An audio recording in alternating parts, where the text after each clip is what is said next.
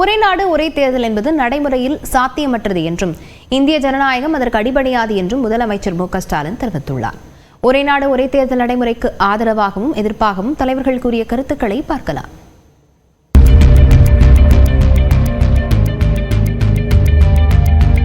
நாடாளுமன்றத்திற்கும் நாடு முழுவதும் உள்ள அனைத்து சட்டப்பேரவைகளுக்கும் ஒரே நேரத்தில் தேர்தல் நடத்தும் ஒரே நாடு ஒரே தேர்தல் நடைமுறையை செயல்படுத்த பாஜக தீவிரம் காட்டி வருகிறது.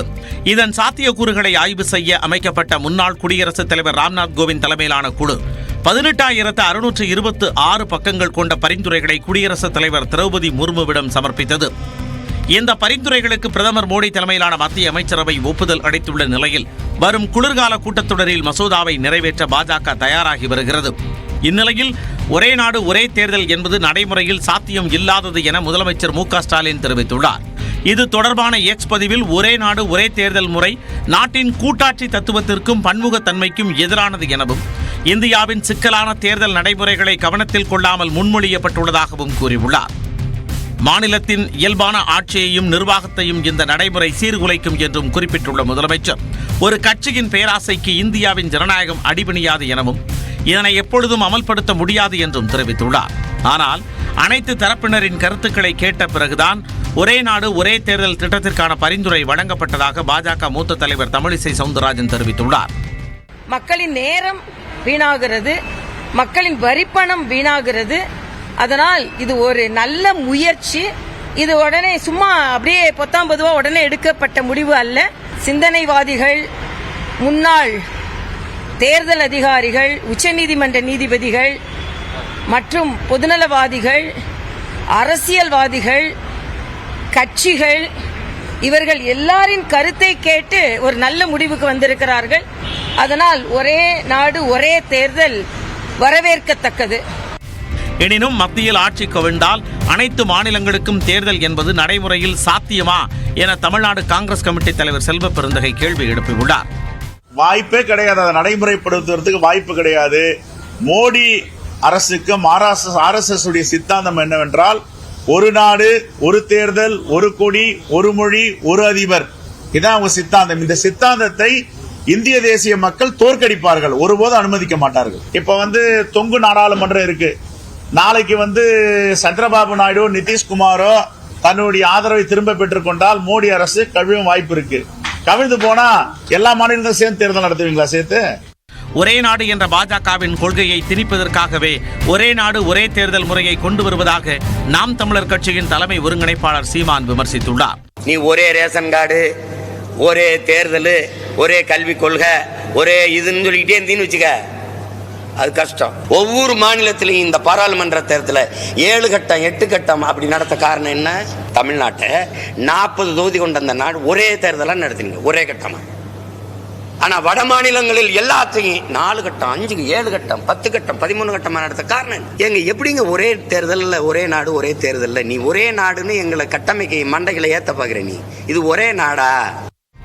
ஒரே நாடு ஒரே தேர்தல் திட்டத்தில் பல சந்தேகங்களும் சிக்கல்களும் இருப்பதாக குறிப்பிட்டுள்ள பாமக நிறுவனர் ராமதாஸ் அதை மத்திய அரசு போக்க வேண்டும் என வலியுறுத்தியுள்ளார். குரூப் 4 தேர்வுக்கான காலி பணியிடங்களின் எண்ணிக்கையை 15,000 வரை உயர்த்த வேண்டும் என தேர்வர்கள் கோரிக்கை விடுத்துள்ள நிலையில் அது தொடர்பான அறிவிப்பு அடுத்த மாதம் வெளியாகும் என TNPSC தரப்பில் தெரிவிக்கப்பட்டுள்ளது. கிராம நிர்வாக அலுவலர், இளநிலை உதவியாளர் உள்ளிட்ட குரூப் 4 பணியிடங்களுக்கு கடந்த ஜூன் மாதம் தேர்வு நடைபெற்றது. இதில் காலி பணியிடங்கள் 6,244 என அறிவிக்கப்பட்டு பின்னர் கூடுதலாக 480 பணியிடங்கள் சேர்க்கப்பட்டன. எனினும் 15 லட்சத்திற்கும் மேற்பட்டோர் தேர்வு எழுதியுள்ள நிலையில் இந்த ஆண்டு கட் ஆஃப் மதிப்பெண்கள் அதிகரிக்கக்கூடும் என எதிர்பார்க்கப்படுகிறது. இதனால் காலி பணியிடங்களின் எண்ணிக்கையை 15,000 வரை உயர்த்த வேண்டும் என கோரிக்கைகள் வலுத்து வருகின்றன.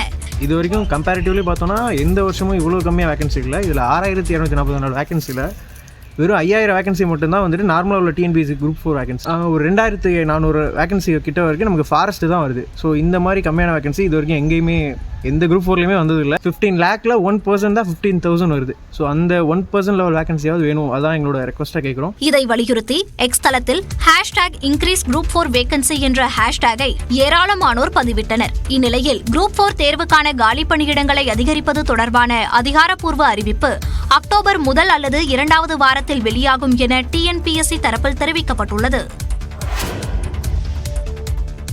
இன்னும் 10 நாட்களுக்குள் உதயநிதி ஸ்டாலின் துணை முதலமைச்சராக பதவியேற்பார் என்று அமைச்சர் தாமு அன்பரசன் கூறியுள்ளார்.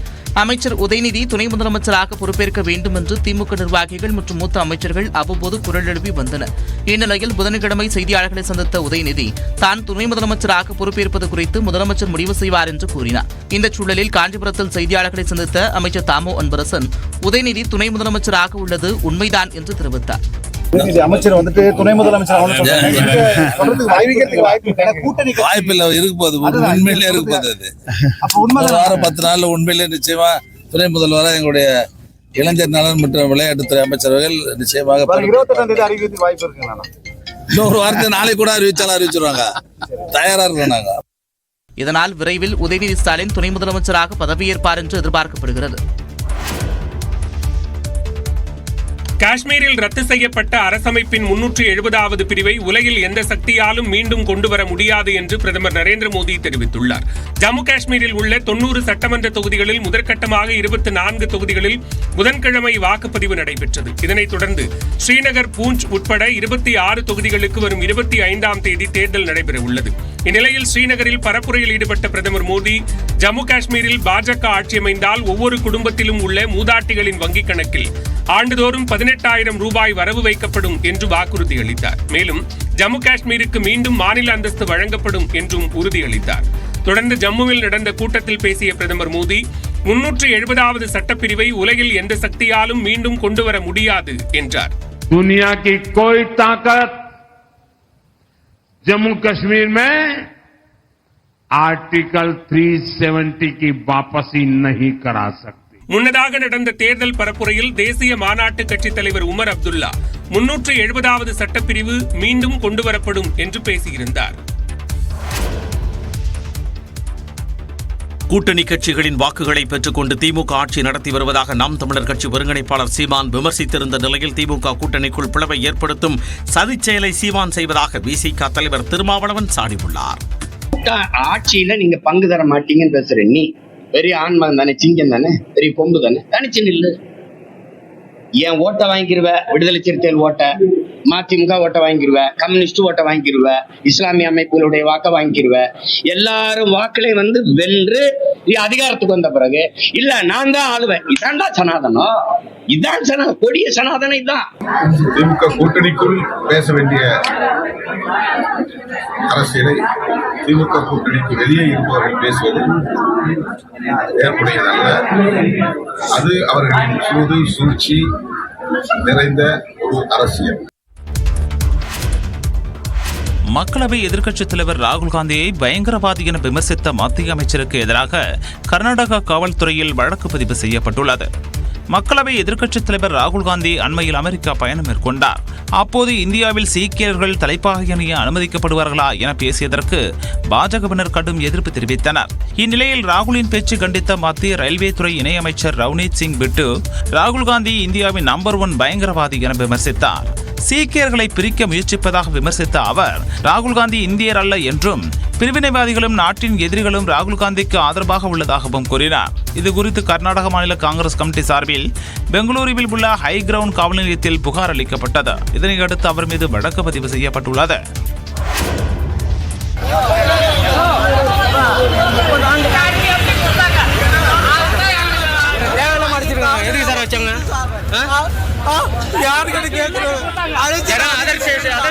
கோயம்பேடு பேருந்து நிலையத்தில் இரவில் உறங்கிக் கொண்டிருந்த நபர்கள் மீது காவல்துறையினர் தடியடி நடத்தியதால் பரபரப்பு நிலவியது. கோயம்பேடு பேருந்து நிலையத்தில் ஆதரவற்றோர் 100க்கும் மேற்பட்டோர் பேருந்து நிலையத்தின் உள்ளே இரவு தங்குவதை வழக்கமாக கொண்டுள்ளனர். பேருந்து நிலையத்தில் உறங்கிவிட்டு காலையில் அங்கிருந்து கிளம்பி பணிக்கு சென்று மீண்டும் இரவில் வந்து தங்கியுள்ளனர். இந்த நிலையில் உறங்கிக் கொண்டிருந்த மாற்றுத்திறனாளிகள், ஆதரவற்றவர்கள், முதியவர்கள் மற்றும் பொதுமக்கள் மீது காவல்துறையினர் திடீரென தடியடி நடத்தி அங்கிருந்து விரட்டி எடுத்தனர். இதில் சிலருக்கு காயம் ஏற்பட்டு மருத்துவமனைக்கு அனுப்பி வைக்கப்பட்டனர். இதையடுத்து பாதிக்கப்பட்டவர்கள் பேருந்து நிலைய முகப்பு வாசலில் அமர்ந்து மறியலில் ஈடுபட்டனர். எதுக்கு சார் வச்சாங்க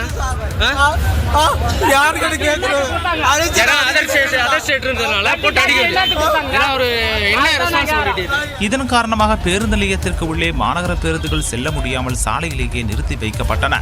நீண்ட நேரம் பேச்சுவார்த்தைக்கு பின்னர் பாதிக்கப்பட்ட நபர்கள் மீண்டும் பேருந்து நிலையத்தின் உள்ளே படுக்க அனுமதிக்கப்பட்டதால் அங்கிருந்து கலந்து சென்றனர்.